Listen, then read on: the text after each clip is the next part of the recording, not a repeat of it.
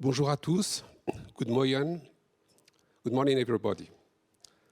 There are growing reports about attacks targeting both companies and individuals. We can all concur that we are living an unprecedented situation where millions of people are remote working, and all the companies are not so well prepared. During these sessions, all along all the webinars, CyberForce will humbly try to give you some hints, some answers, in order to cope with these subtle threats. But as I said, dealing with users and employees' networks at home may expose some critical data for the company or for the user himself. So these new threats require new postures. I think we can all agree that the information systems are more than ever dispersed, probably aiming for agility. So the traditional way of seeing security needs linked or scoped constraints within the data center network is no longer relevant. It should be aligned with the users, their devices, their identities. So there is a clear barycenter shift that gives rise to a new philosophy. This new philosophy is called the Zero Trust, and it will be handled with our partner Cisco Systems.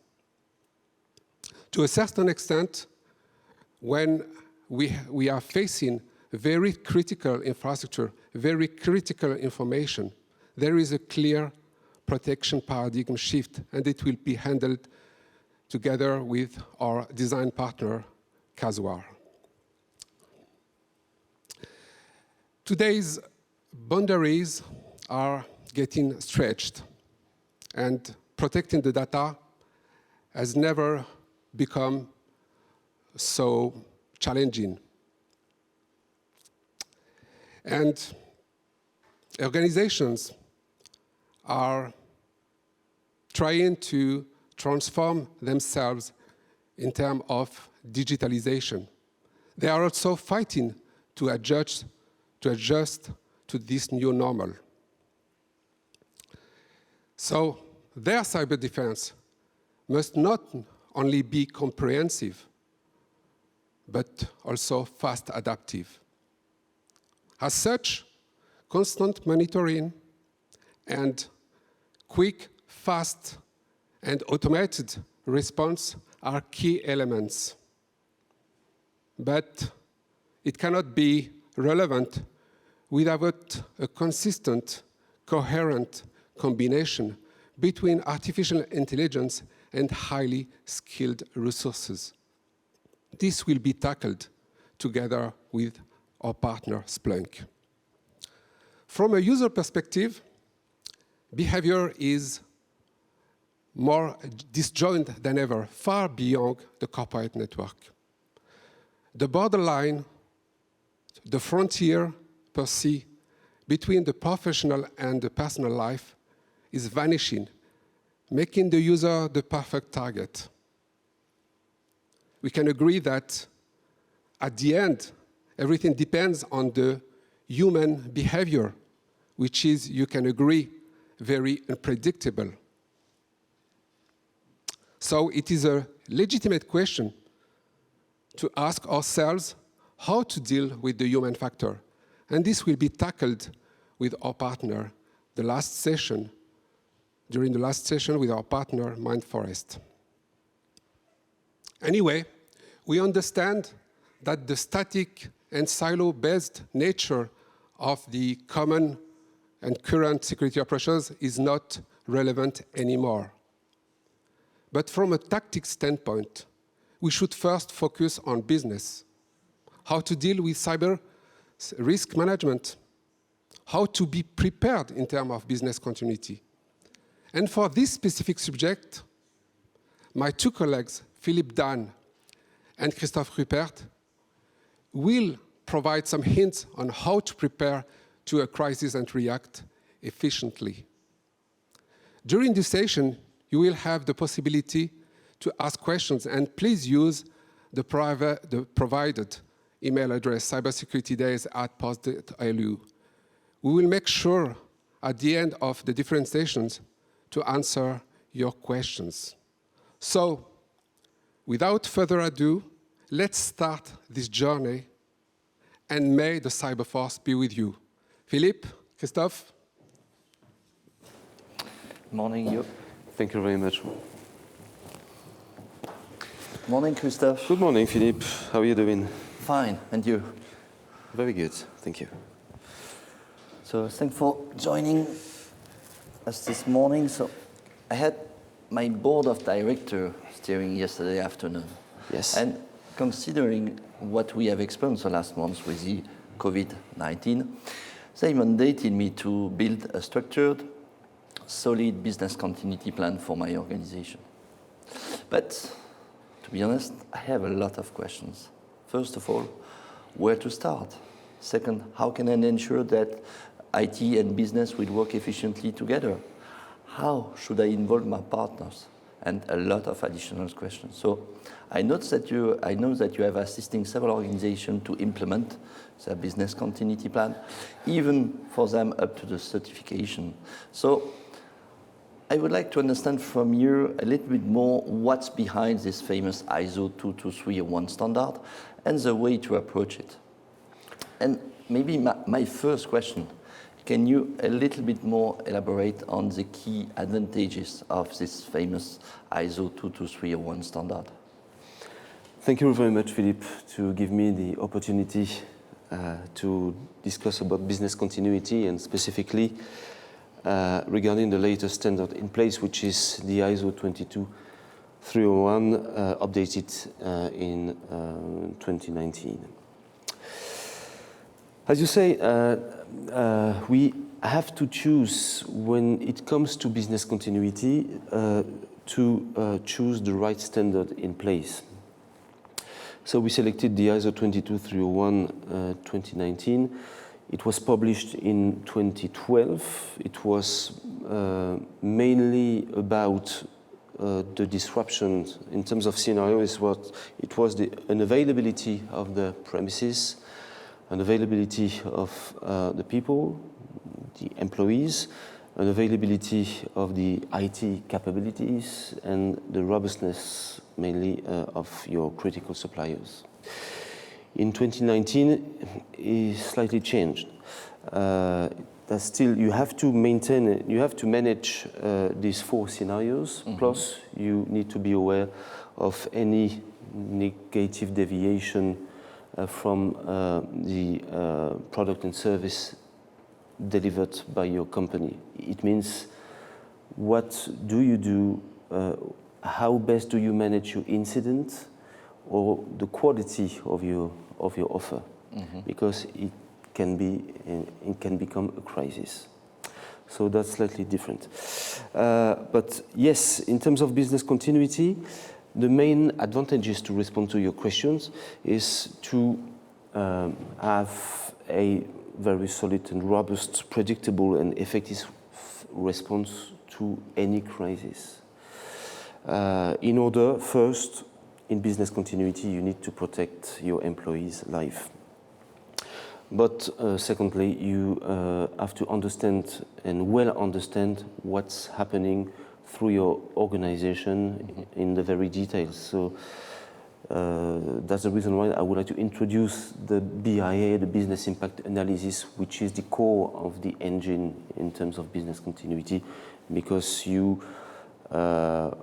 it allows you to have a better understanding of your organization and then to maintain your vital activities of your organization. Maybe when it comes to business continuity, a lot of people are saying, yes, I would like to enforce my business continuity as an assurance policy, but just for my company. But business continuity, this is not just for the company, but no, this is for your ecosystem as well. Okay. So you have to respect your interested parties, so that's your main stakeholders.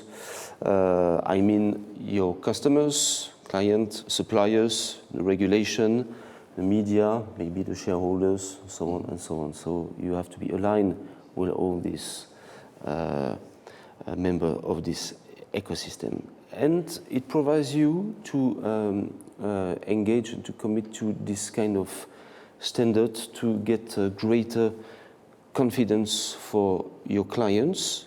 That's an easy way to respond to tender. And yeah, no need. indeed, I have more and more questions from my client and due diligences about my robustness of the business. So it will help me. Yes, because there's no need, not too much, to answer to any due diligence questionnaire from your customer, because that's a high value. You know, the certificate, when you show the certificate to any customer, you are protected. Oh, good news. So that's a standard recognition throughout the world. So that's very good. Okay, so thank you for this first high-level description, but as you may know, I still have a lot of questions. And one first question that raised your explanation is ISO 22301. We have also a project to align with ISO 27001. There are other standards and so on. What are the link, or how is the ISO 22301 positioned towards the other standards, just to have a big picture on this position? Yes, you're absolutely right. And just like your question, because it allows me to introduce the topic that at EBRC, for months now, we tried, and I think we managed to convert the standard in the very straightforward methodology. So we have an approach which is very good, and an approach by design. It allows you to implement this kind of project to any industry. So the ISO 22301 tends to position a risk-based approach perspective in identifying your major threats you want to protect from. It means you should be aware, and that's related to your question, you should be aware of the other department structure or business department, maybe your IT capabilities, and there is an easy way when you try to implement the ISO 22301 to communicate very easily with the 27K or other standards, because the approach of the 22301 standard is basically listening the other standards in order to report an incident which can become a crisis and to be treated and well managed within the 22301. So the aim of this framework is to understand the risk of unplanned and negative deviation from the expected delivery of product and services of your organization, and to have the right tool to respond to your crisis. Okay. So easy, that's an easy way to communicate with the other standards, and the ISO 22301 tends to master the other standard and to be aware and to listen to the other one. Okay, well, so now we went through the global picture. Let's move on more to the methodology and the step-by-step approach. So what should be my starting point of approaching this business continuity planning management? That's a good point, because when it comes to business continuity, how best to deal with the starting point, that's very tricky. So at EBRC, we start with a step-by-step approach. So we start with gap analysis. If I go back to my previous slide, I talked about the 22301, but the 27K and the incident management and the disaster recovery process. So for a first step, we try to elaborate this very first gap analysis, and we try to provide you a very straightforward gap analysis, very easy to get. So we are using a bunch of questions from the business impact analysis thing. Do you have a BIA in place? How do you perform it? Do you run risk assessment? Do you know the difference? between the BIA and the risk assessment. You know, in as terms of business you speak, I have more and more questions, and you are guideline. using a lot of acronyms. So can you a little bit explain all these acronyms, because it's quite new for me. So. Yeah, to be very quick on that, business impact analysis is related to the consequences, how best to manage the consequences after a major disaster. We spoke about the 4 disasters: IT, people, premises, and the robustness of the critical suppliers. So that's the consequences. You don't look after the causes, but the consequences. Risk assessment is just only based the causes. So you have to select your threats you want to manage. It can be a disclosure, because that's related to the people, a cyber attack, flood, fire, maybe disruption of your critical supplier. If your critical supplier can't provide the service, you pay for it. It can be a threat. Okay, so that's the consequences for the BIA and the causes for the risk assessment. And that's what I'm calling the core of the engine of the business continuity. Because if you try to avoid this step, there's no need to think about the business continuity plan or the business continuity procedures. Okay, and who will you meet in the organization to conduct this business impact analysis? Yes,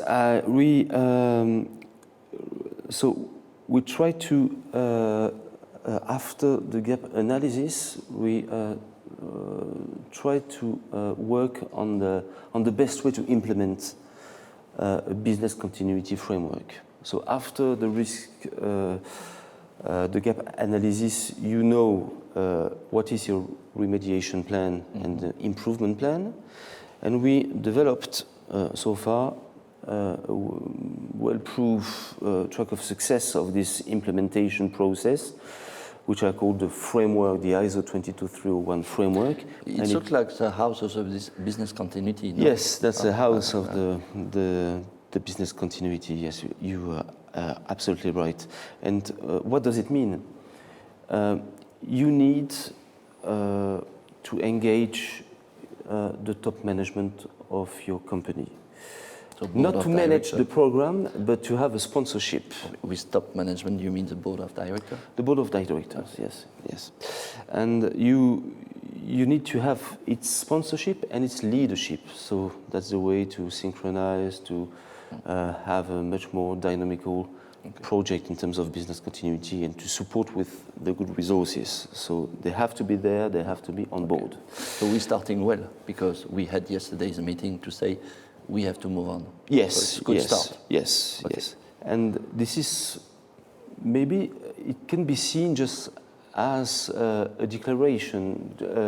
This is a documentation, this is a document well drafted, which engage the top management in order to list what do you have to do throughout the years in terms of activity. I commit to perform workshops in terms of BIA, risk assessment, to have a review, a yearly review with the head of departments, but also with the top management to understand where we are and what do we need to do next year. And we need to commit then to have enough resources to spend times to write and to draft the business continuity plans and the business continuity procedures, to test it. And if you have the appetite to move forward, with this particular and very specific framework, the EBRC framework, ISO 22301 by design, you're eligible to be certified ISO 22301. But without the support of your top management, that's very... And what about the IT involvement in this project? Because the IT involvement is treated just like the business department, with a BIA, like with the BIA, with the risk assessment. But what we do, that's the reconciliation between the IT and the business needs. That's what I'm calling the internal IT capability, or the disaster recovery status, to support in business as usual the metrics established by the business. So the metrics are the recovery time objective and the recovery point objective. That's the two metrics. Are these the famous RTO and RTO and RPO. Okay. That's the time during which you tolerate to interrupt your business, and the recovery point is related to the data loss you can admit or you can tolerate to lose. Okay. If I regenerate the backup of yesterday, is it still acceptable for you? If you are working in a trading room, is that still acceptable? So okay. That's based on the very interactive session during a workshop, not much and not more than 2 hours session. Yeah, because it's quite challenging to it's have quite challenging, with the, so it can be adapted for every single industry. So that's very easy to get, and that's open discussion with the process owners. So we need 1 or 2 people in the room, and we are challenging them in order to collect all this information. For the BA, 2 hours, and for the risk assessment, 1 hour. So that's not much, so but that's high value. Something like half a day for the key stakeholders. Yes. Okay. And then you are able to draft the business continuity plan. But you know, within the business continuity plan, there is a lot of nature of business continuity plan. You have an emergency response plan to protect life.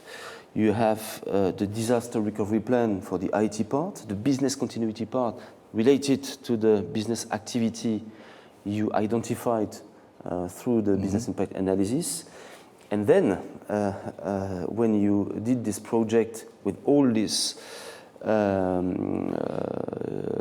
employees or process owners, you need to train them. So this is very specific role for very specific role, or you need to engage them into a awareness session program. Because if something's happening tomorrow, how best do I have to react against and face to a specific disaster? I see on your house of the business continuity crisis management, it is limited to the top management? This crisis management, how it is organized through the organization, this crisis management?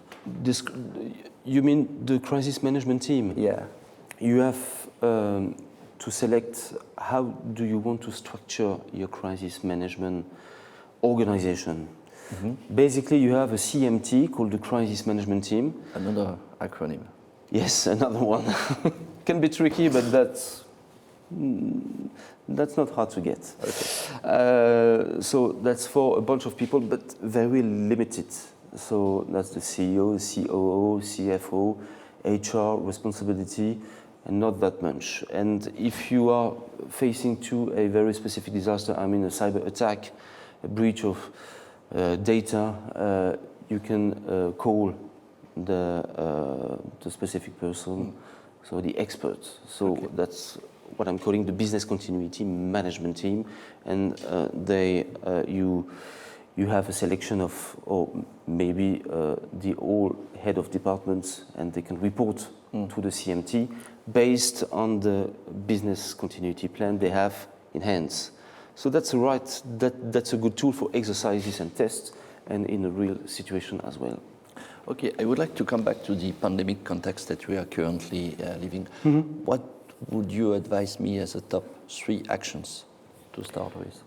Yes, you mean develop and implement a business continuity plan aligned with 22301 with the perspective of the pandemic example and the COVID-19 we are struggling right now.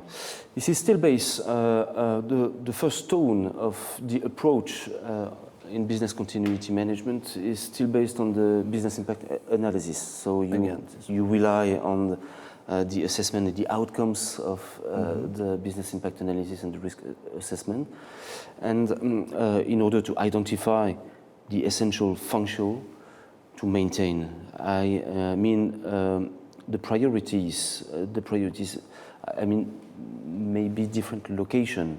Do I have to recover the location in Luxembourg-Ville, or do I need to recover first the location at La Cloche d'Or? And that's based on the results on the BIA. You need to identify the critical product and services, but that support finally, and basically your business activities to be maintained, and your supply chain. I have to be aware, if I am a business continuity coordinator, of the robustness of my critical supplier or my contractors. Okay. That's the first point. Second point, you need to establish a plan to mediate the physical absence, because this is not, you're not absolutely 100% true that you can rely or you can count on your employees, on your team, the D-Day because of the COVID-19.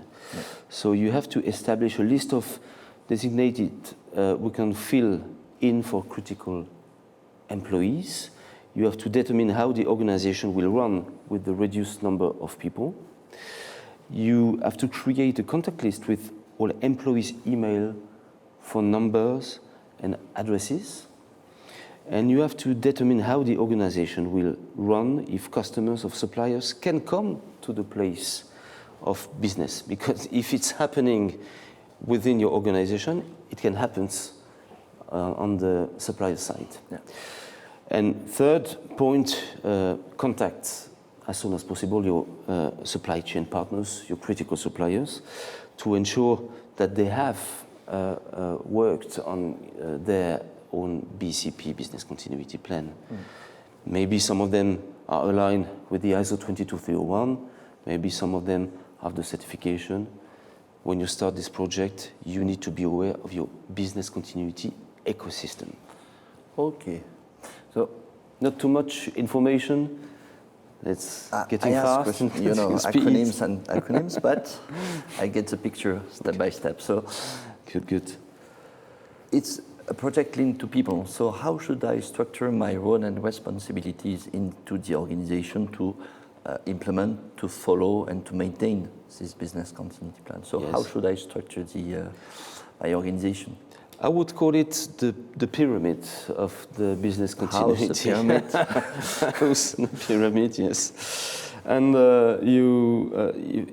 if you going back to my very first slides, I mentioned the business continuity policy, which is at the edge, at the top one of the pyramid, and this is led and driven by what I call the business continuity leader, who is the most important person or senior person in an organization.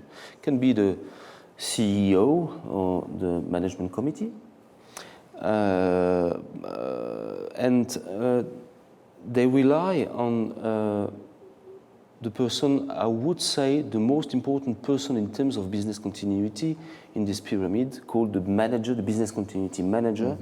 In the past, with the ISO 22301, this person is called the business continuity coordinator. He has to ensure that all the components of the business continuity are aligned with the program, the policy, and the strategy, and if all these components are well maintained. So through your policy, you have to amend the policy. I have to review my business continuity component every year. If you don't do that, you're lost, because every single organization is changing a lot throughout the years. So that's key.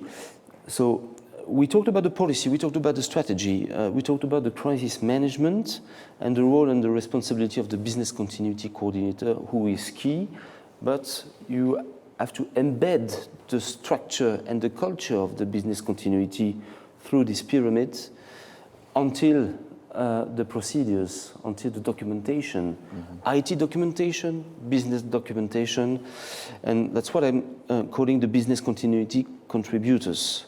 They are contributors, operational contributors, within the finance department, for instance, or IT production, but they have their procedures, their recovery procedures at their own level. For contributors, that's called a quick recovery guide. Maybe that's a trifold plan, and you have all this information that's very easy to get, to understand, and to use. But for the head of department, you have a business continuity plan. Maybe we could call this business continuity plan, because it's very generic, as a business continuity of operation for every single department. Split into two parts. First part, that's how best to protect my team, okay? And the second part is how best to recover my activities. I'm relying on the business impact analysis concept and exercise and the risk assessment, and I have my procedure to recover under the structure and the guidelines and the control of the crisis management team. So that's a very efficient tool to communicate with the crisis management team, both sides, for the CMT and for the head of department, and you have the support of your contributors. So that's the life cycle of the business continuity plan, Philippe. It seems quite easy to implement.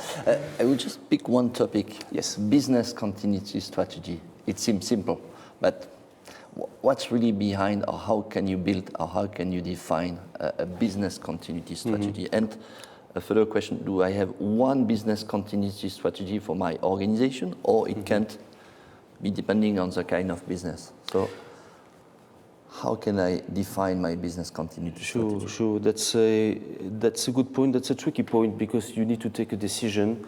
You analyze the situation department per department or service per service.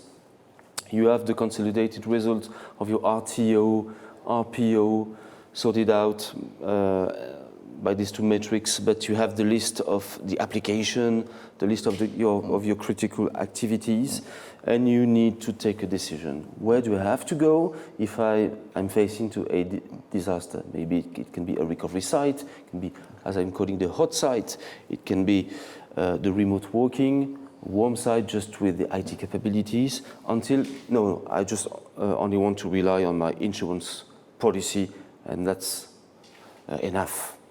Sure, that's not enough. Could be a strategy. It can be considered, regarding the standard, as a strategy, but that's very dangerous. That's very risky.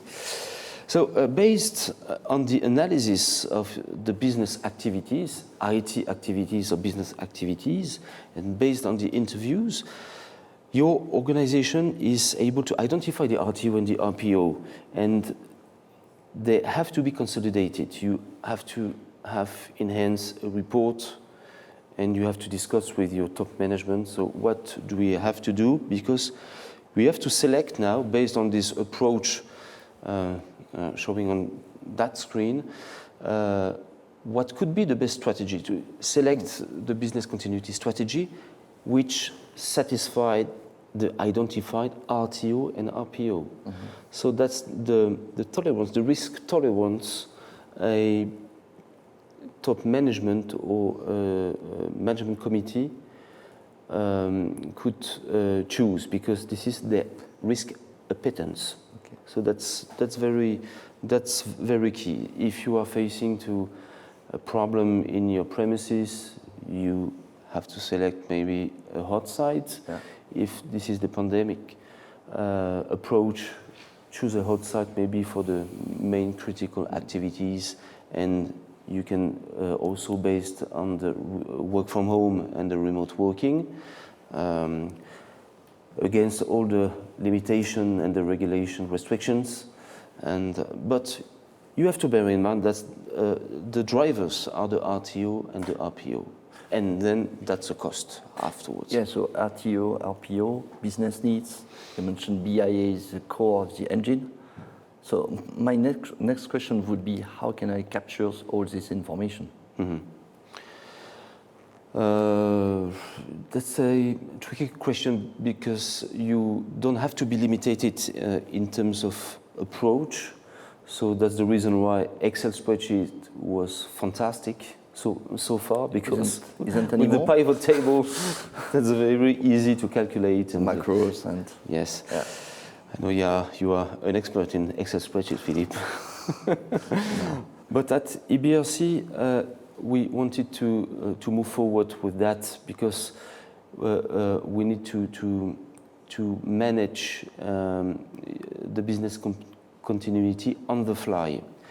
What does it mean to manage business continuity component on the fly? If I change something here and something there, the RTOs connected to a critical business, or if I'm changing a metric on the IT capability, what does it mean in terms of consolidation? That's a real mess, and we don't want to be faced with that question, because when you are called for the CMT or something's happening, you have to have enhanced your business continuity plan up to date. Yeah.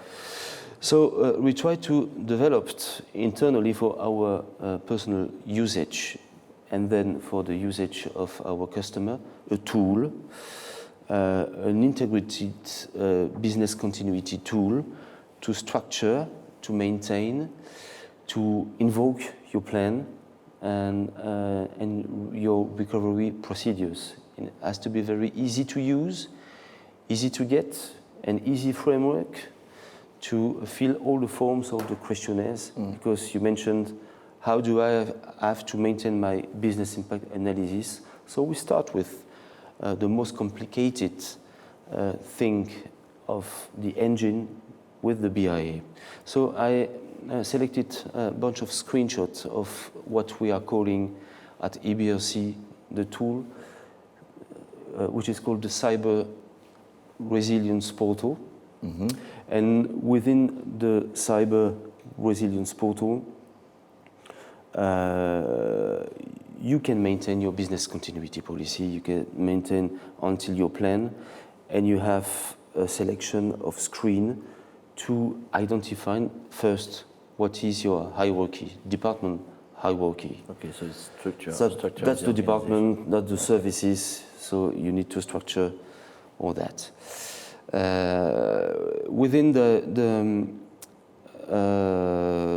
hierarchy, so I took this example for the Treasury Department.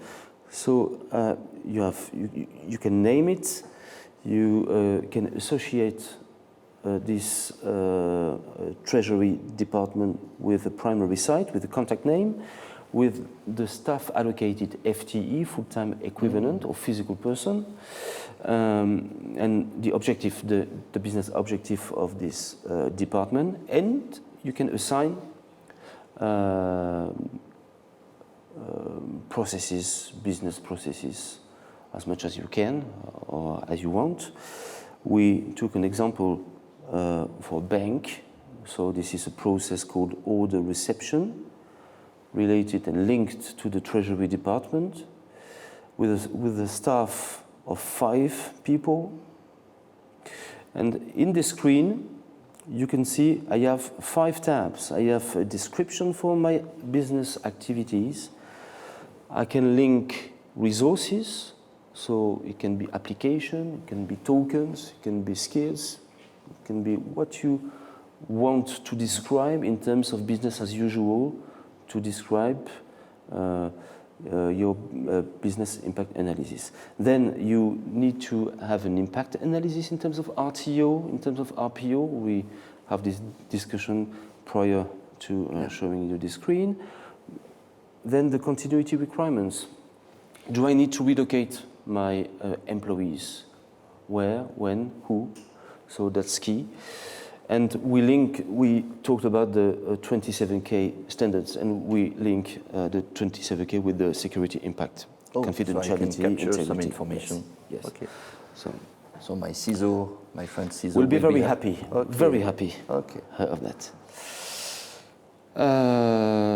Next thing is to assess what is the RTO based on the interview and the open discussion with the process owner. This is not just only to fill a form and to fill a questionnaire. This is based on an open discussion with the process owner. Okay, what is the impact after maybe a day, 3 days? It can be a financial impact in terms of regulation, on your operation, or on your brand and reputation. So we try to assess that. Is there any critical period because you need to report on, you have financial outcomes at the very end of every year, the financial aspects?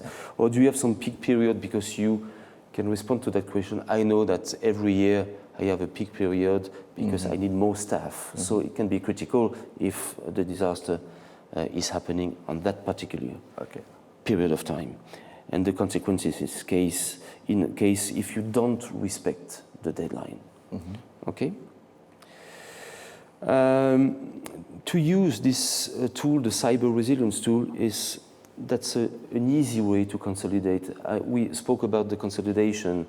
That's the consolidation of the metrics, the RTO, the RPO, the critical activities, the critical application. But in terms of people, in terms of employees, do you need to relocate at home? Do you need to relocate, because that's a pandemic plan? Do you need to relocate in a hot site? Do you need to relocate elsewhere?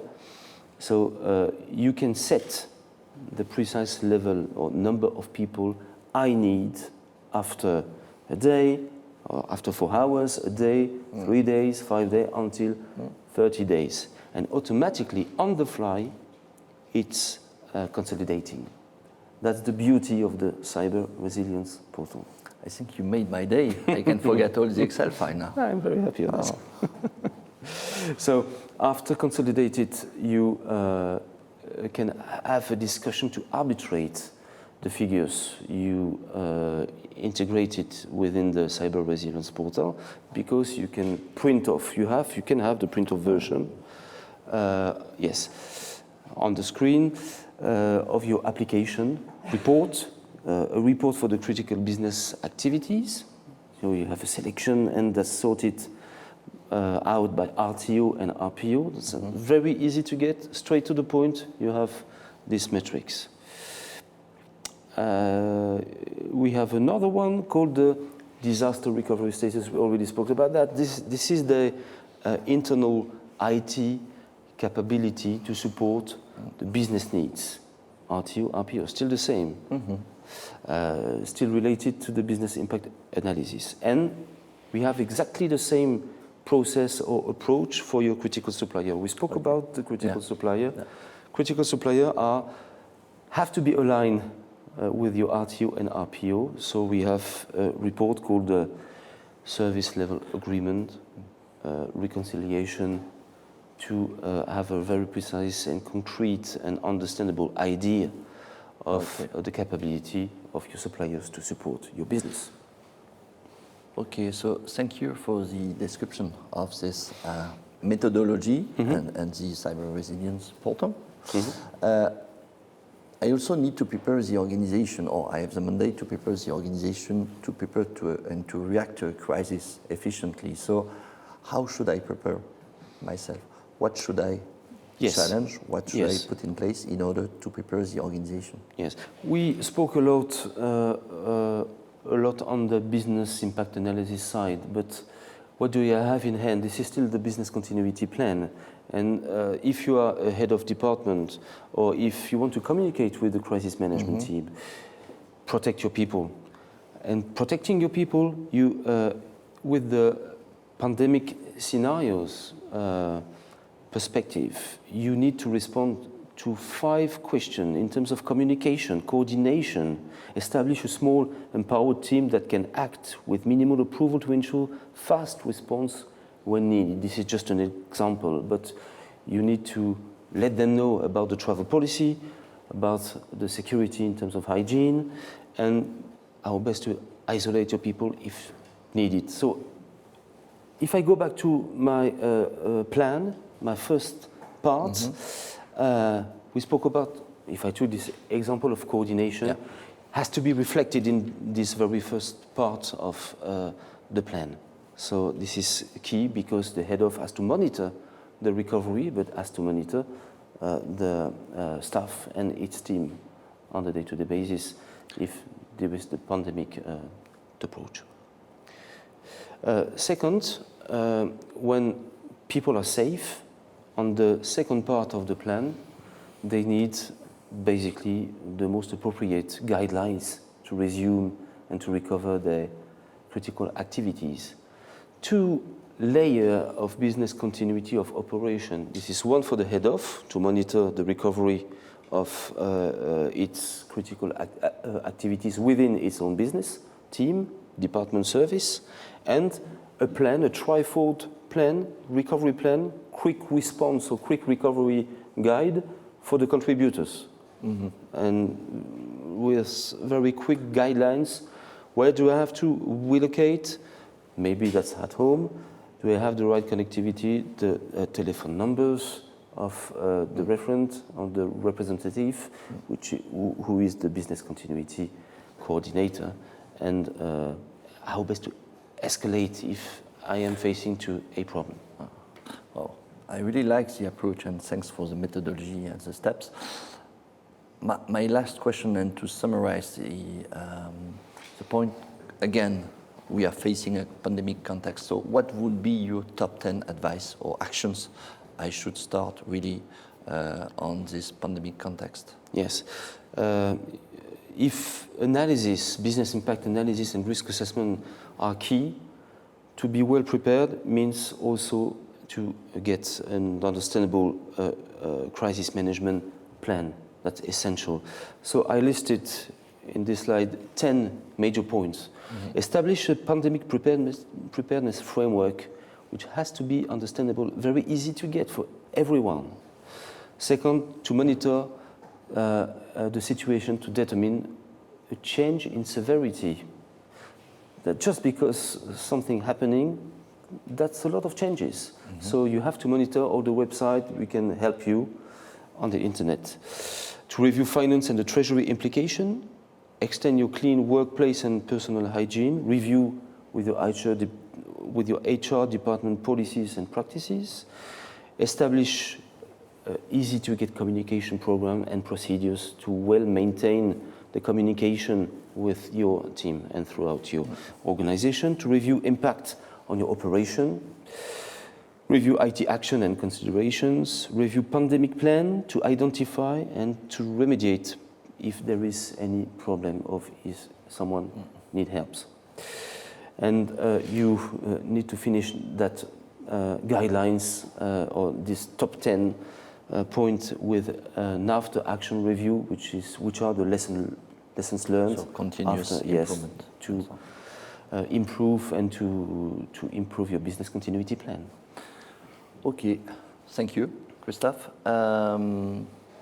Just, are there some websites to monitor what is happening? Yes, specifically maybe for the business continuity coordinator. Bear in mind that some specific websites, international website as the WHO, maybe in the Grand Duchy of Luxembourg, infocrise.lu can help you to amend the plan and maybe to support your crisis management team decisions. Okay, thank you, Christophe. I think we can move on to the question. My pleasure. So I will look at the questions. So the first... Take your time, Philippe. I have Mario prepared all the questions. So good to hear. Good to hear. I have this just on my screen. So not my first question.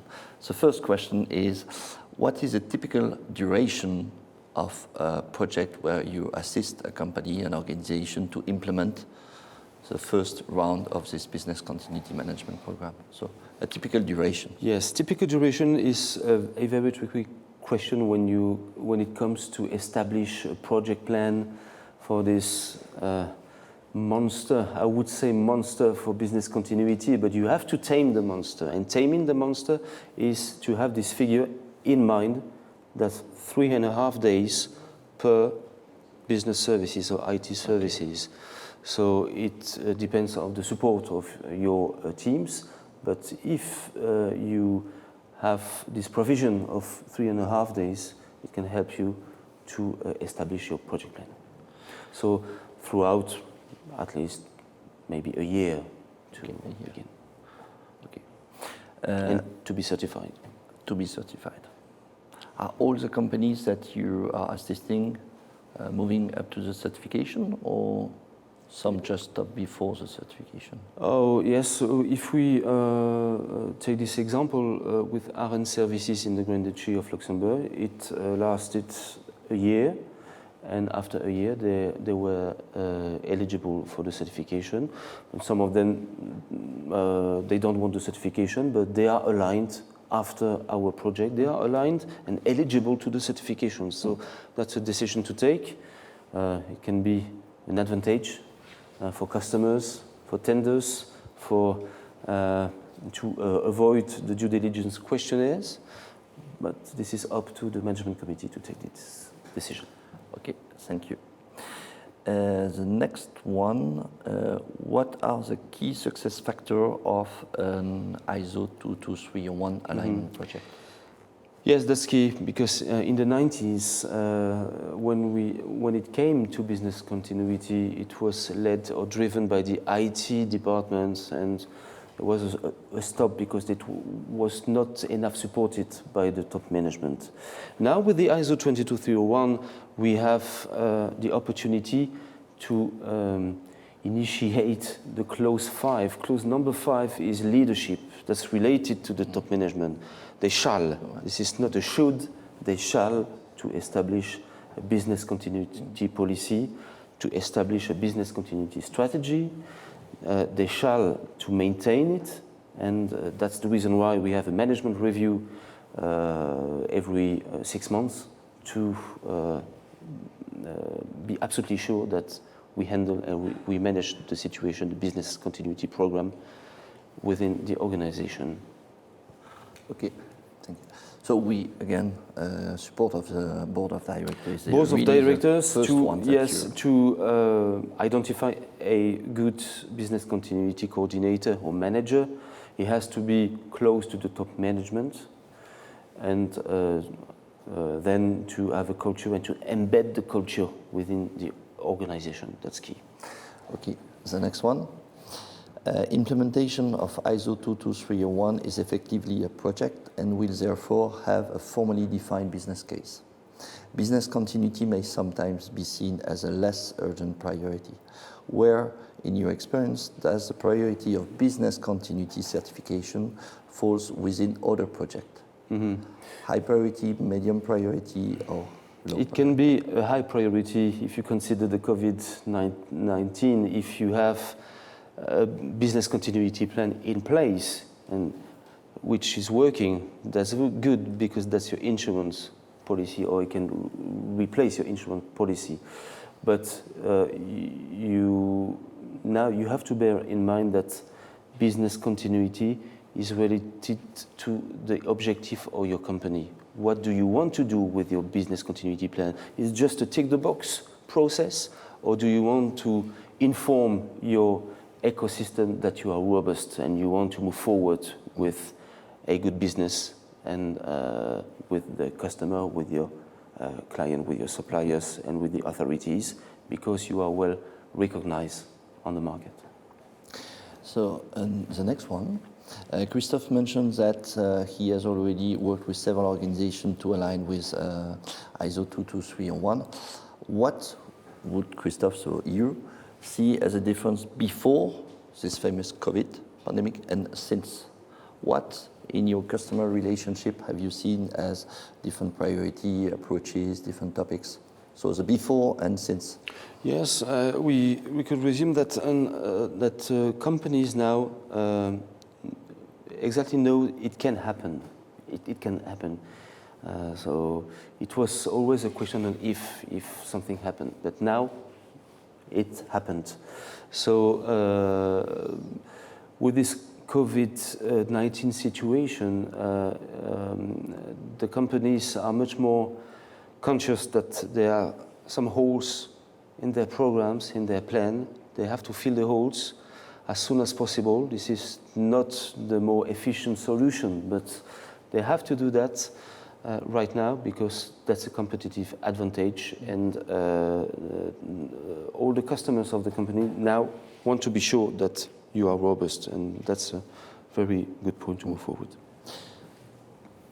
The next one, business continuity management means also that IT supports and has the capabilities and the capacity to support the business. How are you interacting with the IT departments? First, we consider the IT as a business department, into bracket. Business, I mean business process. If I'm interviewing a trading room or the IT production, to me that's exactly the same. I need to assess, I need to map the critical business activities. Then I need to reconciliate the IT capabilities with the business need, and that's the beauty of this program, because people now have to work together, have to communicate together around the table. Yeah. And this is not just what I want to get in terms of RTO and RPO if I'm a finance department or an accountant department, or if I am the IT guys. I have to communicate because we have the concept of recovery time objective and achievable recovery time. This is the real life. This is what the IT is able to provide. If I have an application called Avaloq for the banking system, if a trading room asking me 4 hours for Avaloq in terms of RTO and 0 minutes for RPO, is the IT department able to provide these 4 hours and these 0 minutes? And that's a question of reconciliation. That's a very good opportunity. That's a debate to have internally to search and to looking for a compromise. But bear in mind that the compromise is still a compromise. This is not a decision.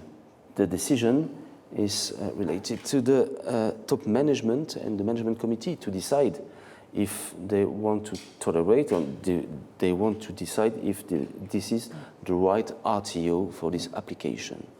So that's a good way to start with and to restart to discuss. So you clearly involve the IT department. Yes, sure. Maybe we have the time for the last question. The last one. Last but not least? Yeah, the last but not least. Partners. So a company is relying on several partners. How do you involve the company's partners, again, in this project to ensure across? In many aspects, first of all, we need to map the interdependency during the BIA workshop, because this is not just a list of your critical activities. So what do I need in terms of application skills or logistics? This is what department can provide input to me or external suppliers as an input and as an output. Okay. So I need to map what I call the interdependency. And at the end of the program, if I'm mature enough, I can engage my supplier to play a role within my business continuity plan exercise. And that's the circle of the business continuity, because it means that you are mature enough to involve external people, external companies, to be sure that you are absolutely sure that your business continuity program is working. Okay, thank you so much, Christophe, again, it for all your was explanation. a very pleasure to discuss with you, Philippe, regarding the latest standards, which is the ISO 22301, and I really appreciate it. Thank you very much. Thank you, and thank you everyone for attending the current session. Thank you.